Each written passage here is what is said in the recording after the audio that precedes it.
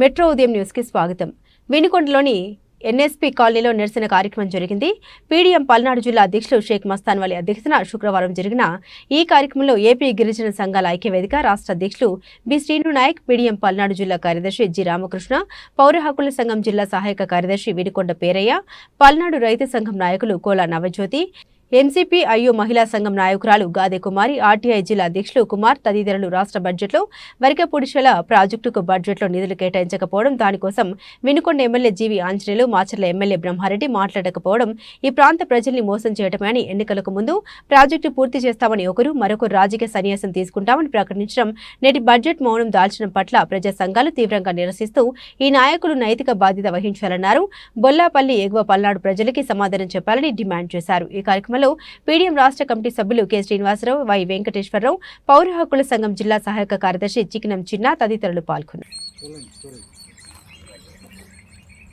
భారతదేశానికి స్వాతంత్ర్యం వచ్చి 75 ఏళ్లు గడుస్తున్నప్పటికీ కనీసం పల్నాడు జిల్లా ప్రజలకు సాగునీరు, తాగునీరు లేక అనేక రకాల ఇబ్బందులు పడతా ఉన్నారు.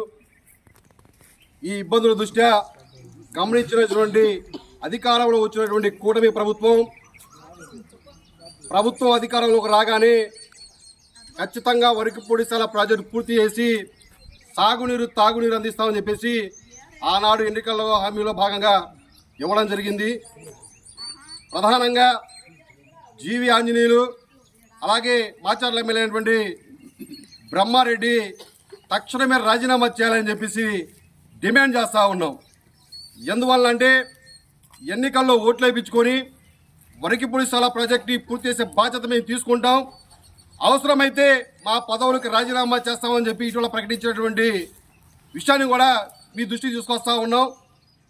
అదేవిధంగా అన్ని అనుమతులు వచ్చాయని చెప్పేసి చెప్పేటువంటి ఎంపీ గారు వీరందరూ పల్నాడు జిల్లా ప్రజల్ని మోసం చేశారనేది చాలా స్పష్టంగా కనబడతా ఉంది.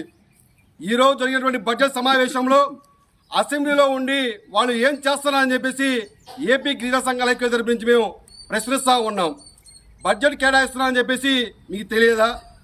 ఎందుకు వరికపూడిశల ప్రాజెక్టుకి బడ్జెట్ కేటాయింపులో ఎందుకు విఫలమయ్యారని చెప్పేసి మేము హెచ్చరిస్తూ ఉన్నాం.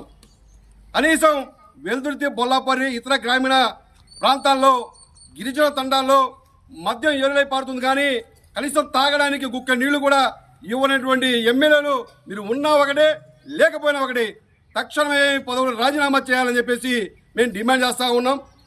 రానున్నటువంటి రోజుల్లో దీని మీద ప్రజల్ని చైతన్యవంతులు చేసి పెద్ద ఎత్తున ఆందోళన కార్యక్రమాలు చేస్తామని చెప్పేసి తెలియజేస్తూ ఈ అవకాశం ఇచ్చినటువంటి ఇతర ప్రజా సంఘ నాయకులందరికీ పేరు పేరున ప్రత్యేకమైన కృతజ్ఞతలు తెలియజేస్తూ ఉన్నాం.